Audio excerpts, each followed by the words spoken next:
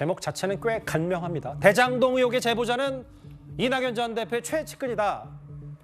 대선 개입 여론조작 사건을 수사하는 검찰이 대장동 의혹을 2년 전에 최초로 보도한 지역 신문 기자를 오늘 처음으로 소환했습니다. 대장동 사건은 저희 민주당에게도 큰 짐이 되고 있습니다. 이런 불안한 상태를 계속 끌고 가면서 대통령 선거를 이길 수 있을 것인가 하는 걱정 때문에 때로는 밤잠이 오질 않습니다. 그 후보님은 민주당 소속 아닙니까? 국민의힘이 그 민간업자들의 개발 이익을 가지고 자기들이 부당하게 이익을 취한 게 핵심인데 그 얘기는 안 하시고 자꾸 이 내부에다가 자꾸 문제를 제기하시니까 제가 좀 답답하긴 합니다.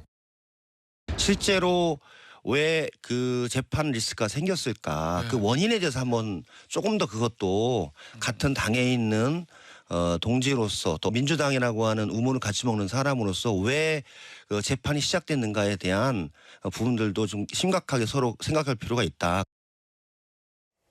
여러분들 기억을 잠시 되돌려보면 이른바 대선 기간을 강타했던 이재명 대표의 대장동 의혹은 경기도의 한 지역 신문에서 최초로 언론 보도화되면서 서울중앙으로 오면서 이게 더 대전 이슈화된 경향 기억하시는 분들이 있을 텐데 이 대장동 의혹을 최초로 보도했던 모 기자가 오늘 검찰에 참고인 신분으로 출석해서 사실은 이 본질은 이 대선 개입 여론조작 사건을 검찰이 수사하는 와중에 이제 부른 건데 이낙연 당시 후보 최측근으로부터 제보를 받았다. 그 이현정 의원님 이걸 어떤 의미로 저희가 받아들이면 되나요? 그러니까 이제 뭐 그때도 그런 이야기는 있었습니다만은 오늘 이제 이 그 경기도 지방신문 기자가 이제 오늘 참고인으로 출석을 하면서 이걸 확인을 해준 것 같습니다. 왜냐하면 당시에 이제 이재명, 이낙연 뭐 이 경선에서 가장 이제 핫하게 붙은 상대였기 때문에 그러니까 본인이 그런 이야기를 했어요. 서른 의원이나 윤영찬 의원은 아니다. 그렇지만 최측근이다라고 이제 이야기를 한 거 아니겠습니까? 예. 그러니까 상대방의 어떤 문제점들에 대해서 이제 이걸 언론을 통해서 지적한 것인데 사실은 이제 이걸 만약에 제보했더라면 오히려 뭐 중앙 언론이라든지 이런 데 이제 제보했을 텐데 사실 지역에서 그렇게 큰 영향력이 없는 이제 언론에서 처음으로 보도가 됐고 이거를 중앙 언론들이 집중적으로 취재하면서 이제 파문이 커진 그런 상황이거든요. 이제 그런 상황에서 이제 오늘 확인해줘서 사실은 그동안 이재명 캠프 측에서는 이거에 대한 것들을 이낙연 전 대표를 많이 비난했습니다만 맞아요. 근데 이걸 뭐 덮어야 되는 건 아니지 않습니까? 뭐 이런 문제에 대해서 또 특히 경선 국면에서 상대방의 어떤 문제점과 리스크에 대해서 저는 충분히 이쪽에서 문제 제기를 할 수 있다. 왜냐하면 이게 나중에 대선 가서 터지면 그 현실적으로 됐잖아요. 대선에서 결국은 이 문제가 터지면서 핵심적인 이슈가 됐기 때문에 저는 이걸 누가 제보했냐 이거는 결국 중요하지 않다고 봅니다. 충분히 그 과정에서 검증돼야 될 저는 이슈라고 보고 그게 있습니다. 누가 어떤 식으로 보도했던 간에 중요한 이슈였다. 최근에 기억하시겠지만 이재명 대표 측근 중에 한 명인 김영진 의원이 이재명 대표의 사법 리스크 왜 생겼는지 생각해야 된다라면서 애둘러서 이낙연 전 대표를 겨냥한 바도 있고 그 오늘 검찰 소화 이 얘기가 장현주 변호사님 참 공교로운 게 지금 이낙연 전 대표가 이재명 대표를 향해서 사퇴하고 통합 비대위 꾸려라.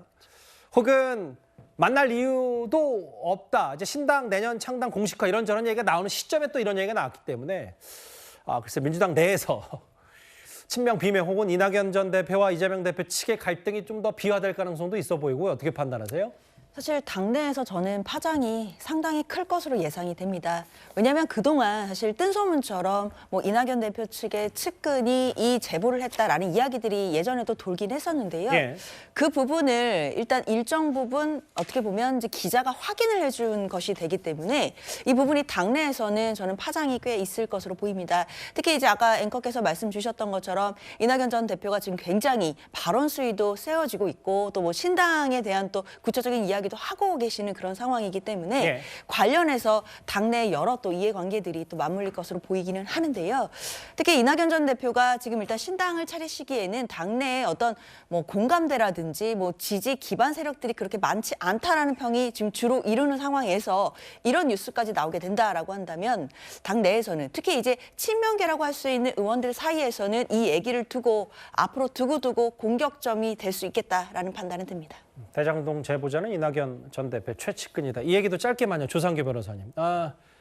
김영 전 부원장 징역 5년 받고 지금 법적 구속돼 있는 상태인데 사실 유동규 전 본부장에게 뒷돈 받은 그 알리바이를 뭐 잘못 얘기하면서 위증에 관여했다 이런 의혹도 있었는데 여기에 오늘 측근 2명이 압수수색 대상이 됐어요. 예, 그때 당시에도 지금 김용 부원장 자신의 사무실에서 당시 그 다운로드를 받았던 뭐 텔레그램이라든지 각종 자료들이 들통나는 바람에 이때 현장에 없었다는 게 들켰지 않습니까? 그리고 구글 캘린더 사진을 냈는데 그게 조작된 사진이었어요. 그래서 핸드폰을 그러면 구글 캘린더가 있는 핸드폰을 달라 했더니 핸드폰 분실했다. 이런 식으로 법정을 속이려고 드는 정말 간이 배 밖에 나온 사건이거든요. 그래서 제가 이것은 위증죄라는 게 되게 사법부를 모욕하는 죄입니다. 사법부를 속이는 죄예요. 그래서 기본형이 1년 6개월입니다. 실형 1년 6개월이에요. 가중되면 3년까지 가중됩니다. 그렇기 때문에 이재명 대표의 위증교사 그리고 그 사건과 관련돼서 뭔가 오버랩되는 뭐 관련 재판만 있으면 다 위증을 하고 위증교사를 하고 왜 자꾸 이런 식으로 사법부를 이렇게 속이려고 드는지 사법 방해를 하려고 드는지 알 수가 없습니다. 알겠습니다.